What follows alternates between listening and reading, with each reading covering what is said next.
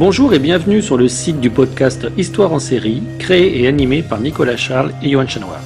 Au programme, une analyse des séries d'hier, d'aujourd'hui et de demain par les spécialistes des questions mobilisées par nos shows préférés.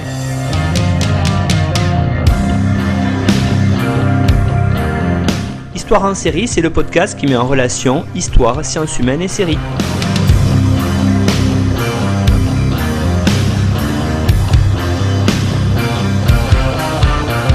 Bonjour à tous, bienvenue dans Histoire en série où aujourd'hui on reçoit à nouveau Solène Poyraz. Bonjour Solène. Bonjour tout le monde. Alors Solène, on vous avait déjà reçu pour évoquer une série turque, ça va être encore le cas aujourd'hui puisqu'on va parler de la série Teşkilat, mais avant ça je vais vous représenter. Donc vous êtes doctorante en 3e année à l'EHESS en études politiques. Votre sujet de recherche, c'est les effets de la crise syrienne sur la Turquie depuis 2011. Vous vivez depuis plus de 4 ans à Istanbul et vous êtes boursière de l'IFEA, c'est l'Institut français d'études anatoliennes à Istanbul. Vous êtes membre fondatrice de AYAK, qui est un groupe d'entraide entre les chercheurs travaillant sur la Turquie. On a mis le lien pour aller vous renseigner sur cette excellente action sur notre site internet histoireensérie.com à la page de l'émission. Et puis, donc, vous avez fourni, comme tous les intervenants et intervenantes, une bibliographie indicative. Notamment, je vous renvoie avec l'article que vous venez de faire pour l'excellente revue Saison, dirigée par Emmanuel Taïeb, sur un article où vous avez parlé d'une autre série que vous étiez venu présenter, d'ailleurs, à notre micro, c'est la série Ethos. Donc, c'est dans le saison numéro 2 qui est sortie en novembre 2021. Alors, peut-être, avant de rentrer dans la série Teşkilat elle-même, et de la présenter, Solène, expliquez-nous pourquoi, quand je vous ai demandé si ça vous disait de venir nous présenter encore une série turque, vous avez choisi cette série. Oui, alors je me suis assez intéressée à cette série car comme je travaille sur les effets de la crise syrienne sur l'espace politique en Turquie depuis 2011, j'ai dû m'intéresser à un moment aux opérations militaires menées par les forces armées turques en Syrie, donc sur le territoire syrien. Et chose qui n'est pas très facile en tant que jeune chercheuse étrangère en plus. Donc, c'était assez évident que je ne pourrais pas me rendre sur place pour avoir des informations de première main. Donc, je me suis quand même rendue à la frontière pour faire des entretiens avec les acteurs qui faisaient les allers-retours, etc. Mais je me suis vite aussi rendu compte que je pouvais aussi utiliser les informations, les sources de seconde main, et donc me pencher sur les ouvrages ou les articles des journalistes qui ont pu se rendre sur place dans les zones d'opération. Et finalement, je me suis intéressée à la série Teşkilat, notamment par le biais d'une collègue, que je remercie d'ailleurs, qui m'a parlé d'un article qui revenait sur l'épisode 10 de cette série. Et qui mettait en exergue les droits naturels de la présence turque en Syrie. Et donc, comme j'étais déjà dans une démarche de trouver des stratagèmes pour essayer de dire quelque chose sur ces opérations militaires, je me suis intéressée de plus près à cette série qui m'a effectivement offert beaucoup d'ingrédients pour analyser, notamment plus que les faits réels, si jamais on peut avoir accès aux faits réels dans la recherche, à toute cette entreprise de mise en scène en fait des forces armées turques, mais aussi du pouvoir turc dans la crise syrienne et surtout dans ces opérations militaires en Syrie. Et donc, en fait, plus je creusais, plus je voyais que, bon, déjà, c'est une série qui a été produite par TRT1, donc c'est une chaîne qui appartient au groupe TRT. Donc, c'est la chaîne publique, des chaînes du pouvoir, qui est reliée directement au ministère de la Communication. Donc, juste pour information, donc, le ministère de la Communication est placé directement sous la présidence. Il a été créé en 2018. Et c'est vraiment, c'est-à-dire, voilà, avec pour objectif de renforcer la marque turque, donc selon leurs termes. Et en 2020, on a aussi la création d'un directorat de gestion de crise et de communication stratégique, qui vise vraiment à lutter contre la désinformation dont est victime l'État turc.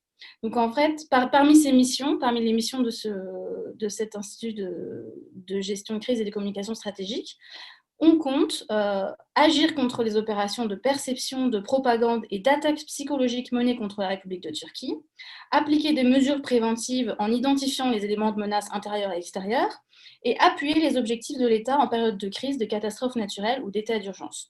Donc, il y a vraiment un axe important sur la communication dans cette période donc, que j'étudie et à partir notamment de 2016 avec les premières opérations militaires menées en Syrie. Et donc, ces opérations militaires se trouvent au cœur du nouveau système de communication, un peu comme un laboratoire pour l'État turc pour mener comme il dit, sa lutte pour la vérité pure et contre la désinformation, qui sont en fait le propre d'un contexte de conflit, c'est-à-dire que c'est une guerre non seulement physique, militaire, mais c'est aussi une guerre d'image, une guerre d'idées, en fait, une guerre de propagande d'un côté et de l'autre, notamment si on prend en compte la nature du régime turc actuellement, et le fait aussi qu'il y ait la question kurde qui soit directement concernée et donc qui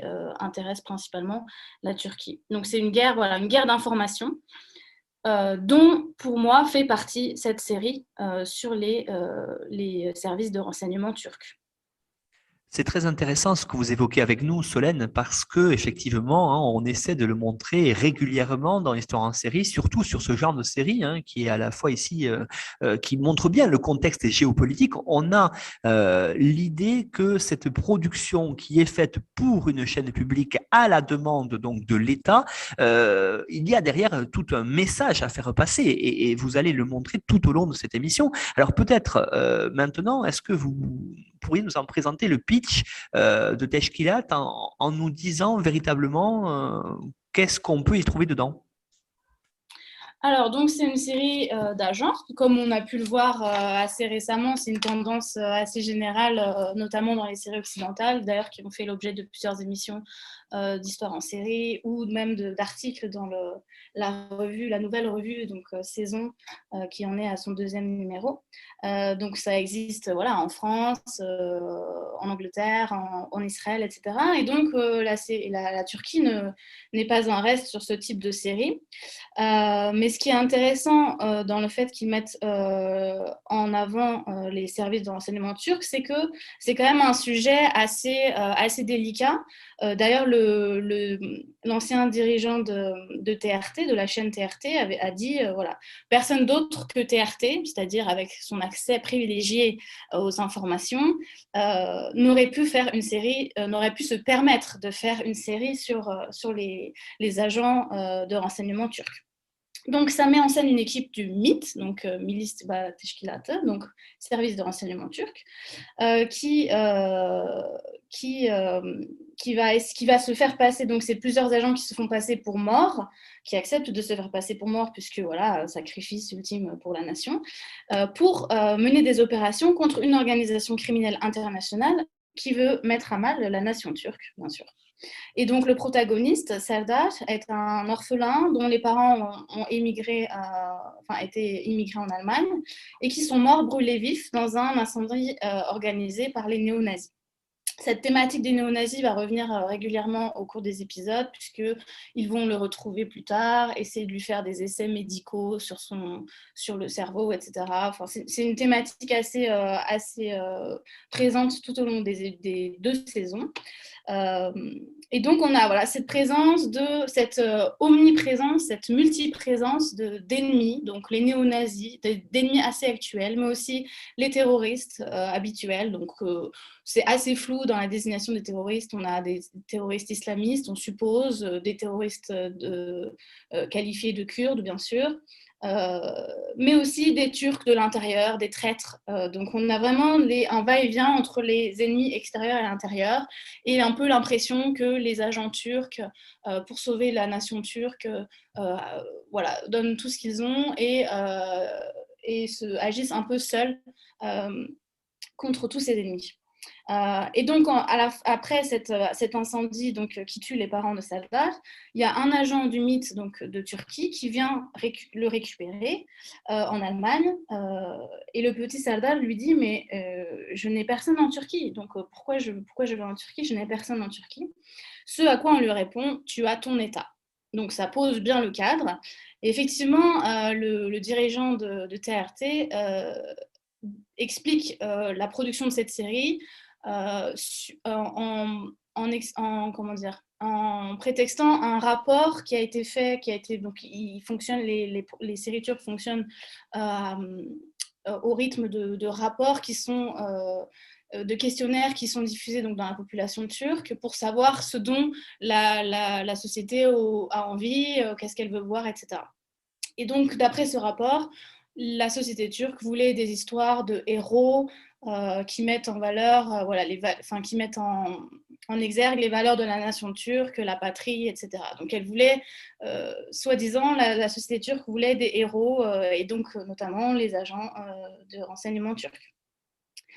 Et donc, on a toute une intrigue qui se déroule pour l'instant sur 2 saisons, qui va sûrement continuer. Puisqu'elle marche pas mal. Et donc, pendant tous ces épisodes, ils ont affaire à des terroristes. Donc, moi, ce qui m'a intéressée surtout, c'est les premiers épisodes où ça se passe plutôt en Syrie. Mais maintenant, il y a aussi des épisodes. Maintenant, la thématique, c'est plutôt avec la Libye. Donc, c'est quand même assez actuel. On ne peut pas, comment dire, étant donné que c'est quand même une chaîne publique et que cette série est quand même très, très peu censurée, contrairement aux autres, on ne peut pas penser cette série sans voir un peu le message derrière, la rhétorique mise en place par le gouvernement par rapport à tous ces événements, donc Syrie, Libye, les attentats, etc., qui ont pu avoir lieu en Turquie et qui sont rejoués dans certains épisodes. Votre parallèle est très intéressant ici puisque effectivement vous avez dit c'est à la mode aujourd'hui, on a fait un épisode avec Thibaut de Saint-Maurice notamment sur le bureau des légendes, je renvoie les auditeurs à cet épisode-là, vous pouvez le retrouver sur notre site internet. On a parlé aussi dans plusieurs épisodes des séries britanniques ou américaines sur l'espionnage, notamment Homeland par exemple, sauf que à chaque fois on est sur des productions privées, c'est-à-dire où il n'y a pas de but véritable de mise en avant, si on peut dire, du rôle des forces armées. Là, ici, parfois, vous l'avez dit, il y a une vraie commande de l'État d'expliquer le fonctionnement des forces armées aux civils turcs. Alors justement, peut-être première question sur la série, est-ce que vous pourriez nous parler des acteurs des opérations, Solène, tels qu'ils sont mis en avant par la série, justement les acteurs des opérations militaires, parce que là, on est face à je veux dire, en tout cas, peut-être pas de la propagande, mais en tout cas, quelque part, presque un clip de promotion pour l'armée turque. Oui, dans la série, ce qui est intéressant, ce qui m'a tout de suite frappé, c'est que ça faisait écho avec mes entretiens ou mes recherches ou mes lectures qui montraient effectivement une reconfiguration des forces armées de la Turquie. Donc, on sait qu'avec donc les processus la volonté d'adhésion à l'Union européenne, mais aussi l'arrivée de l'AKP au pouvoir dans les années 2000, on a quand même un effondrement graduel du poids de l'armée turque, qui est encore toujours surpuissante, mais qui est doublée par les services de sécurité. Et on a surtout l'organe central donc, du MIT, donc de ces services de renseignement, qui devient un organe décisif dans les structures de pouvoir.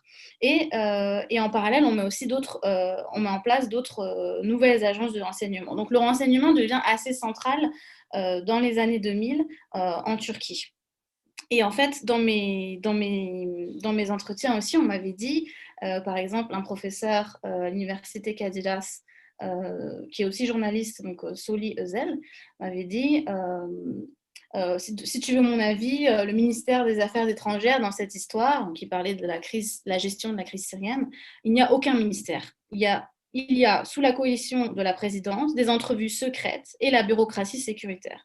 Quand je dis sécurité, je ne parle pas de la police, mais des militaires et des renseignements. Donc, dans les entretiens, c'est un exemple, on soulève vraiment le rôle des services de renseignement que j'ai pu aussi constater quand je me suis rendue à la frontière, où voilà, il y a des entrevues avec voilà, la tête de service de renseignement, donc Hakan Fidan. Et c'est aussi des liens il y a aussi des liens avec les mafias, des forces paramilitaires, donc qui étaient déjà soulevés, notamment par des articles de Hamid Bouzarslan ou d'Élise Massika, donc des relations entre les services de renseignement, l'État turc et les mafias. Et ça a été récemment l'objet aussi de déclarations du grand mafieux, chef mafieux Sedat Peker, pour ceux qui ont pu suivre, ça a été un peu diffusé en France, mais donc qui a commencé à parler en fait sur sa chaîne YouTube et qui a commencé à laver un peu son linge sale devant toute la Turquie qui était assez atterrée par ces révélations, et donc voilà, qui revient sur l'histoire de la livraison d'armement par la Turquie en Syrie à certains groupes qualifiés de islamistes terroristes. Donc, dans cette série, bien sûr, on ne parle pas de ces relations mafieuses, etc. Mais on voit bien voilà, cette mise en avant des services de renseignement, au-delà d'une mise en avant, cette centralité des services de renseignement. Mais on voit aussi tous les autres types d'acteurs donc, qui ont été bien développés depuis les années 90, donc notamment les forces spéciales de gendarmerie, qu'on voit dans le fameux 10e épisode dont on va reparler, la gendarmerie, les forces spéciales de police, donc voilà, c'est toutes les forces spéciales, mais de moins en moins l'armée, qu'on voit aussi moins dans la série, ou plutôt peut-être dans des opérations plus humanitaires, en fait, qu'on voit dans le maintien de l'ordre, en fait, plutôt de l'autre côté de la frontière. Donc, on voit cette coordination d'acteurs accompagnée, bien sûr, et on le voit dans les premiers épisodes de la série, avec les drones, les fameux drones turcs produits localement et qui font la fierté de toute la nation. Solène Poyraz, ce qui est aussi intéressant, hein, et on en parle quand même souvent dans les séries qui présentent la Turquie avec son contexte géopolitique actuel, mais qui renvoie aussi à de nombreuses notions historiques, et en particulier toutes les notions autour de la création par Mustafa Kemal dans les années 20 de cet État turc, justement. Et ici, on perçoit bien cette idée qui est de tension frontalière véritablement née autour du traité de Sèvres qui, avec les autres traités de Versailles et des villes parisiennes des années 20, avait mis fin à la Première Guerre mondiale. La Turquie, ça avait été réglé par le traité de Sèvres, et on voit bien qu'il y a encore aujourd'hui des tensions géopolitiques nées de ces traités il y a 100 ans. Alors, des tensions géopolitiques, je n'irai pas jusque-là, mais en tout cas, une rhétorique qui fonctionne encore dans l'imaginaire, je pense, et qui est assez, assez diffuse et qui suscite l'aval de la population. Et c'est vrai que dans cet épisode 10, donc, qui a été repris et discuté par les médias, par certains médias, on va dire, on voit cette revendication de droit naturel sur le territoire syrien. Alors, ça encourage aussi, ça répond, ça nourrit la lecture française ou européenne des actions de l'armée turque comme néo-ottomaniste, qui, pour moi, je pense, sont des raccourcis un peu faciles, en fait, de dire que les opérations militaires turques en Syrie sont à prétention néo-ottomaniste. Ça coupe un peu la réflexion, en fait, et ça projette plus de fantasmes et d'émotions du côté occidental que ça n'explique les mécanismes réellement en cours dans les stratégies politiques et militaires turques. dont se nourrit en fait aussi le pouvoir turc en fait. Ça l'arrange bien qu'on le présente comme un nouveau sultan, le dernier sultan, etc. Donc, dans cet épisode, en fait, qu'est-ce qui a attiré l'attention? C'est que il y a un jeune geek donc, qui fait partie de l'équipe d'agents et qui demande en fait, mais qu'est-ce qu'on fait en Syrie? Et donc, ça reprend en fait un slogan qui était très répandu à un moment sur les réseaux sociaux en Turquie de que fait-on à Idlib?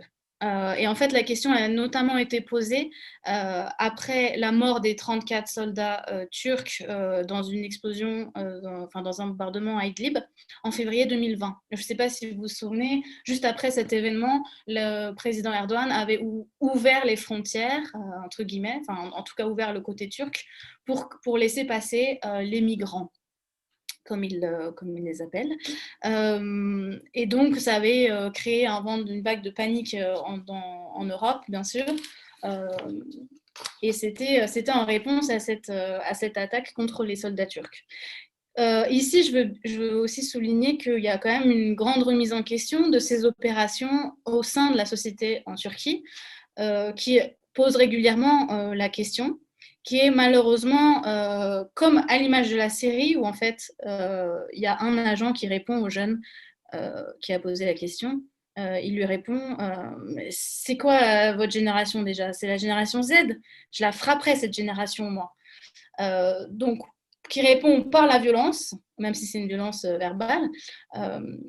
Et les remises en question des opérations militaires en Turquie sont vite mise sous silence avec l'affaire de la Beka. L'affaire de la Beka, donc qui a été assez remobilisée ces dernières années dans le contexte syrien, mais aussi pour d'autres choses, un peu utilisées à toutes les sauces. En fait, le Beka, ça vient de l'arabe pour évoquer ce qui reste, en fait.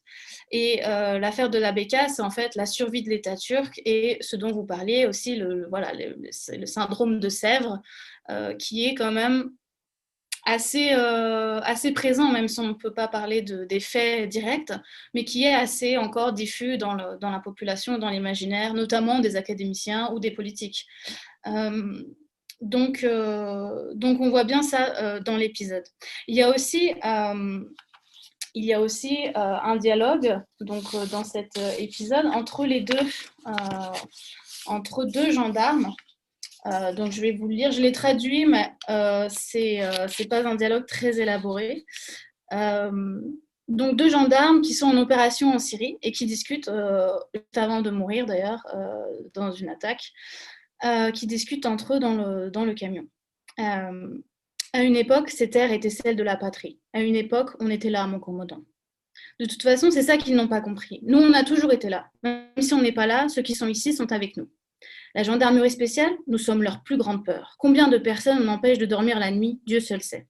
On ne sortira d'ici que dans une tombe enveloppée du drapeau turc. Inch'Allah.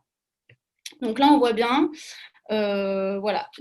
la prétention à être un peu dans sa patrie, en tout cas un territoire qui aurait pu appartenir à la Turquie actuelle. Solène Poyraz, par rapport à, on parlait à l'instant de ce traité de Sèvres qui est quelque part peut-être une imposition, en tout cas quelque chose qu'on a imposé aux Turcs, aux jeunes États turcs qui étaient en gestation à l'époque-là.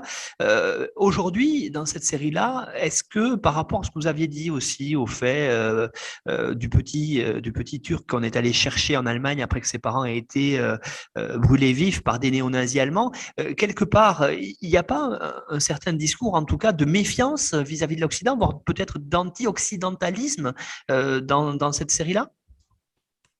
Alors justement, quand les agents assis autour de la table essayent de répondre à la question du jeune geek qui a demandé ce que la Turquie faisait en Syrie, on lui répond tout de suite mon frère Gujan, que fait l'Italie, que fait la France, que fait l'Américain ou le Russe ou même le Chinois en Syrie? Est-ce que ça te vient à l'esprit de poser cette question? Et donc là, on entre aussi dans une logique de justifier la présence turque comme une force non occupante par rapport aux forces occidentales qui sont désignées d'office comme occupantes contre la volonté des locaux. La Turquie, notamment aussi pour la Libye, c'était flagrant, justifie son intervention en Libye, c'était vraiment évident, une demande de la population locale, en tout cas d'une partie. Et donc, il y a un professeur, Ilhan Uzgal, qui évoquait un sous-impérialisme turc qui veut se distinguer de l'impérialisme occidental. Donc, la présence turque se justifie par rapport à la présence des autres puissances. Donc, pour protéger même, en fait, il y a aussi la question du pétrole qui est évoquée dans cet épisode. Bien sûr, c'est vraiment des topos, hein, des choses assez systématiques qui réveillent, qui enclenchent des théories du complot assez basiques par rapport au pétrole, etc., les interventions de l'Occident et notamment des États-Unis dans le Moyen-Orient.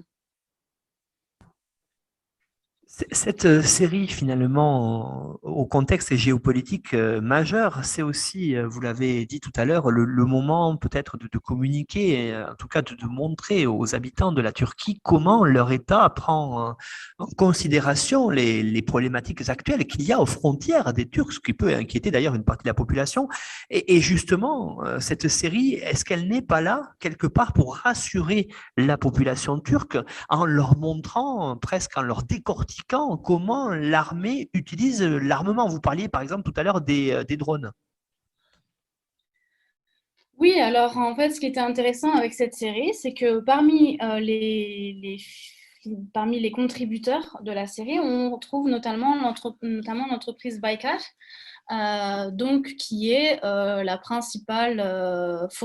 principal fournisseur en armement et notamment en drones des forces armées turques depuis quelques années. C'est l'entreprise en fait qui a pris un essor assez important dans les années 2000 avec le retour de Selçuk Bayraktar, qui est aussi le gendre du président Erdogan, qui a été diplômé du MIT et qui revient en 2007, il me semble, en Turquie pour reprendre les affaires de l'entreprise et qui commence à développer les drones, entre autres. Et donc, cette série met en évidence les drones turcs, donc les SİHA. Donc, les drones turcs, c'est İHA, mais SİHA, c'est armée. Et dans un épisode, on a vraiment un tuto pour montrer comment on utilise le drone, comment il peut servir en collaboration, en coordination avec les autres acteurs sur place et à Ankara directement pour le commander, comment il peut sauver des agents ou des soldats sur place en éliminant directement la source de la menace, c'est-à-dire le terroriste, et donc le mettre hors d'état de nuire, comme ils le disent si souvent dans les médias en Turquie. Donc on a toute une mise en scène qui me fait penser que, au même titre que les opérations militaires turques, la série permet comme vous l'avez dit, d'exposer en fait le matériel et d'augmenter les ventes. Pourquoi je dis ça? C'est non seulement cette série, mais aussi les opérations militaires, c'est pas forcément destiné à l'intérieur. Donc, il y a une partie effectivement pour rassurer l'intérieur, la population, montrer que les soldats turcs et les forces armées turques sont en activité, mais aussi pour l'extérieur. Donc, d'ailleurs, la Pologne, quand elle a acheté une douzaine de drones à la Turquie, elle a avoué, elle a confessé que c'était suite qu'elle avait été impressionnée en fait par l'efficacité des drones turcs dans le Haut-Karabakh. Donc, il y a aussi cet enjeu-là de montrer le matériel qui est produit par la Turquie dans une logique d'autonomie stratégique. La Turquie, depuis traumatisée un peu par 1964, l'embargo, etc., par rapport à la question chypriote, et les désaccords successifs avec les États-Unis, ont encouragé un peu la mise en place d'une industrie de défense un peu dans l'urgence, en fait, et un développement assez important ces dernières années.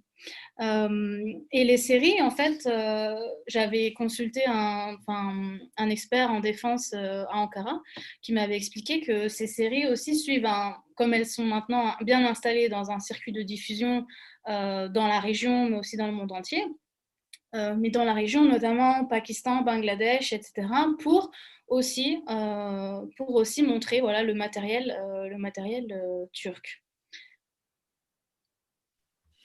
C'est aussi, quand on regarde Teşkilat, peut-être l'occasion d'évoquer certaines tensions qu'il y a en Turquie depuis de nombreuses années, mais de parler de tensions avec les minorités. Je pensais notamment on en entend parler depuis de nombreuses années, avec les Kurdes qui ont été des combattants de première ligne dans le Kurdistan irakien, de Daesh d'ailleurs. Et en Turquie, il y a eu des tensions avec notamment le PKK, l'organisation qui est armée en tout cas. Là, ici, ça transparaît un petit peu, Solène, à travers cette série-là. Oui, notamment dans un des derniers épisodes, l'épisode 27, qui a encore fait parler de la série, où on voit en fait directement une accusation de terrorisme pour le leader de parti de l'opposition, le parti kémaliste, donc le CHP. En fait, je m'explique. Depuis 2014-2015, donc on a un retour à l'obsession anti-kurde, comme dirait Hamid Bozarslan, en Turquie. Alors qu'on avait le processus de paix qui était en cours depuis 2012, qui s'avérait assez prometteur, avec toutes les parties concernées impliquées. 2014-2015, c'est la bataille de Kobané. C'est aussi donc voilà la formation, aussi l'apogée un peu de l'expérience au Rojava, donc les Kurdes de Syrie qui s'installent avec les cantons dans une volonté d'autonomisation, qui effraie bien sûr la Turquie.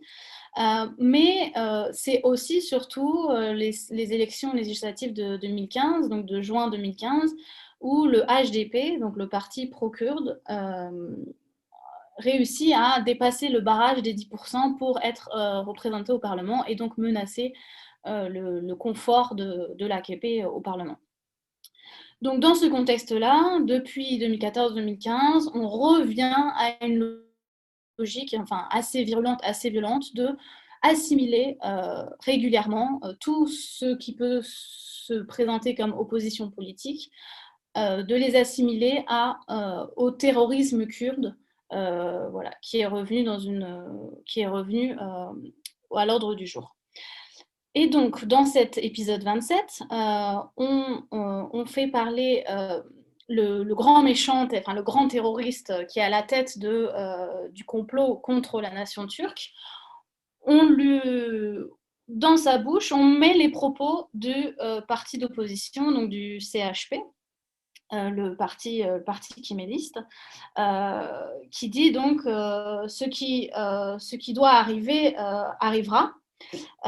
Et c'est une phrase que Kemal Kılıçdaroğlu, donc le dirigeant du CHP, avait prononcée quelques jours avant.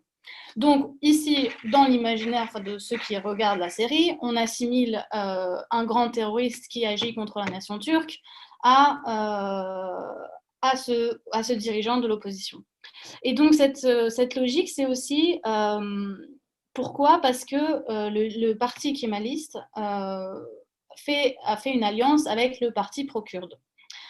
Et donc régulièrement, le parti kémaliste aussi souffre de cette assimilation au terrorisme kurde, de même que le parti pro-kurde, donc le HDP, est la cible de campagnes de diabolisation par rapport à ces liens éventuels supposés avec le PKK. Donc, le terrorisme kurde a bon dos pour en fait décrédibiliser, écarter de l'arène politique et du débat public les opposants et tous ceux qui, tous ceux qui gênent, en fait, tous ceux qui dérangent le bon fonctionnement du régime turc. Et donc, on l'a bien vu dans cet épisode où, en fait, le dirigeant du MIT, donc, qui est face à une proposition des terroristes qui détiennent en otage une des agents des services de renseignement, le président du MIT s'exclame « On ne négocie pas avec les terroristes ». Et donc, ça a été identifié, donc commenté, discuté dans les articles et sur les réseaux sociaux, comme rappeler qu'on ne négocie pas avec les terroristes, c'est-à-dire on ne négocie pas avec même une partie, pas avec un parti pro-kurde, mais qui est tout à fait légal et qui qui est tout à fait démocratique. Donc, c'est vraiment ce jeu de labelliser de terroristes en fait toutes les oppositions, toutes les formes d'opposition et toutes les formes de revendication de certains droits pour les minorités, notamment kurdes. Quand on regarde la série Teşkilat, on est quand même aussi, en tout cas, on se rend compte que, vous l'avez dit, il y a peut-être un discours anti-occidental, mais en tout cas, dans la façon de tourner, dans la façon dont le scénario réalisé, on a quand même l'idée d'une certaine, bien sûr, modernité de tous les acteurs. On pourrait être face à une série allemande, française, anglo-saxonne. C'est la même chose. En tout cas, la société qui est montrée à la fois dans sa modernité, on va dire, du quotidien, mais aussi de l'armée, c'est quelque part peut-être aussi à essayer de montrer au public turc que la Turquie est un grand pays.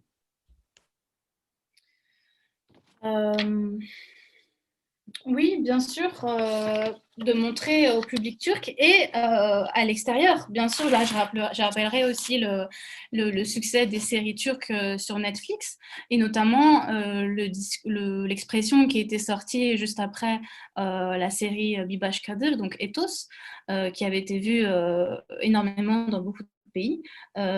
C'était la phrase qu'on voyait vraiment affichée partout de maintenant c'est à eux de regarder des séries avec les sous-titres. Donc il y a vraiment, je pense aussi une prise de conscience du pouvoir, du soft power des séries turques, dont il y a beaucoup d'articles académiques qui en ont parlé. Et je pense que de plus en plus, ça devrait faire l'objet d'études, vraiment de prendre pas tant les séries turques historiques qui montrent qui montrent un peu les choses qu'on connaît déjà, c'est-à-dire et cette nostalgie de l'Empire ottoman peut-être, plus que de l'Empire ottoman, des premiers Turcs, les Seldjoukides, etc. Mais aussi de regarder un peu ce qui se passe dans les séries actuelles, qui ne sont pas forcément sur Netflix mais dans les séries télévisées. Moi j'aime bien après allier plaisir et travail, donc je m'en ferai avec plaisir, je ferai ce travail-là, de rester, de m'actualiser en fait de façon assez régulière avec les séries turques, puisqu'elles sont de toute façon très très visionnées. Elles sont vraiment, il y a des rapports qui sont sortis récemment qui montrent que pour les un peu plus pour les femmes, mais pour les femmes, on est à 3 séries suivies donc régulièrement par semaine, donc ça veut dire des épisodes de 2 heures quand même. Et pour les hommes, au moins une série par semaine, donc un épisode par semaine, donc ça fait 2 heures. Et c'est vraiment le rendez-vous familial où on regarde sa série ensemble à la télé. À partir de 20h, on a la rediffusion de l'épisode de la semaine d'avant. Et à 21h, on a l'épisode, donc ça va jusqu'à 23h. Donc c'est vraiment quelque chose qui fait partie du quotidien de la société turque, même si elle s'ouvre bien sûr aux séries Netflix, et voilà, donc ça fait beaucoup de temps de consommation de séries, mais vraiment je pense que c'est quelque chose d'intéressant, en tout cas même si ça ne dit pas tout, mais c'est vraiment, ça dit quelque chose d'intéressant, d'autant plus si cette série non seulement est un peu, met en scène le discours du pouvoir, mais en plus répond, d'après le rapport fait par TRT, répond à une certaine demande de la société en Turquie. Pour celles et ceux qui voudraient aller plus loin sur cette idée de soft power des séries turques, on a réalisé aussi plusieurs émissions là-dessus, hein, notamment avec Béatrice Garapon ou Laurence Larochelle, hein, qui permettront aux auditeurs d'aller se renseigner. Je renvoie à notre site internet pour plus d'informations. Et vous avez tout à fait raison, hein, on est aujourd'hui face à un pays qui produit des séries que l'on diffuse dans une grande partie du monde, et en tout cas, les séries permettent à la Turquie de s'affirmer, hein, comme une puissance peut-être en devenir, en tout cas, au moins sur le plan culturel, puisque beaucoup de gens regardent ces séries-là. Alors, qu'est-ce que finalement, on en arrive à la fin de l'émission, Solène, qu'est-ce qu'on peut retenir pour nous, en tout cas occidentaux, de cette série Teşkilat? Ce qu'on peut en retenir, c'est que ça peut faire partie des outils en fait de mise en scène de l'armée turque, des forces armées turques en Syrie, mais aussi ça montre en fait l'évolution récente de l'organisation en fait de cette industrie militaro-sécuritaire. Donc on peut en voir, ça peut nous montrer en fait dans un contexte où il est assez difficile d'avoir des informations précises, où c'est de plus en plus difficile de faire de la recherche en Turquie sur ce genre de sujet. On est tout de suite, dès qu'on pose une question, on est tout de suite qualifié d'agent d'ailleurs. Donc, dans un contexte où c'est difficile d'avoir ce type d'informations, il faut accueillir ce type de séries qui sont d'habitude peut-être méprisées par certains chercheurs ou par certains intellectuels.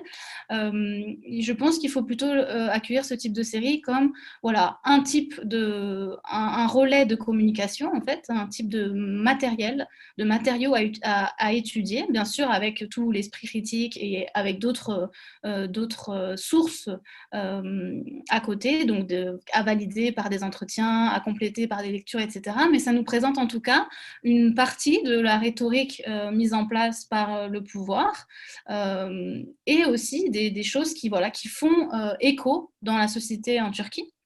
Donc cette thématique du syndrome de Sèvres peut-être, ou bien sûr la démonstration sur les drones, voilà, qui fait vraiment l'unanimité en Turquie, du fait de ce sentiment aussi d'être menacé de l'intérieur, de l'extérieur, etc. Donc on retrouve des thématiques qui sont assez présentes en fait quand on étudie la Turquie contemporaine, bien que ça reste du discours et il faut faire bien attention à ça.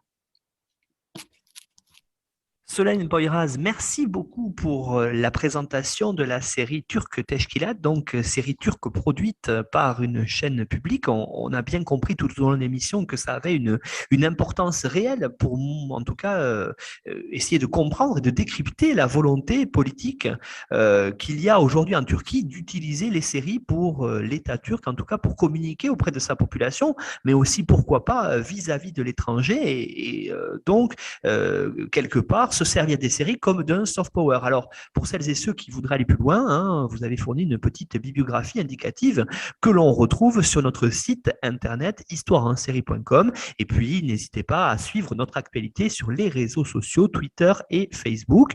Et puis, retrouvez-nous, comme toujours, pour tous les résumés des émissions sur notre partenaire nonfiction.fr. Merci beaucoup, Solène.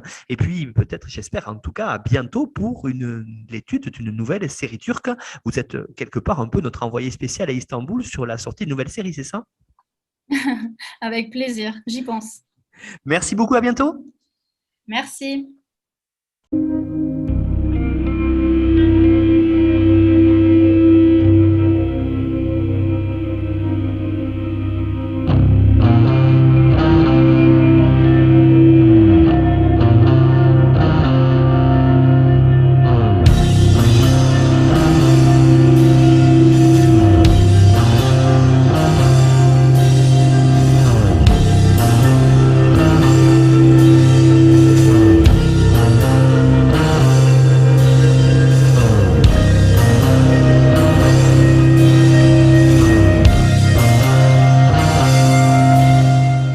Retrouvez-nous sur Twitter @Histoire en série pour connaître le programme à venir ainsi que des conseils bibliographiques.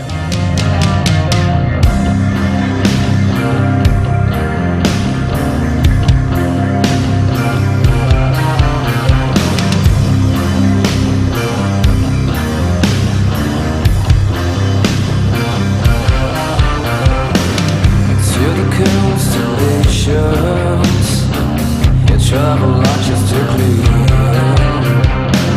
Such a beautiful planet populated by a stranger.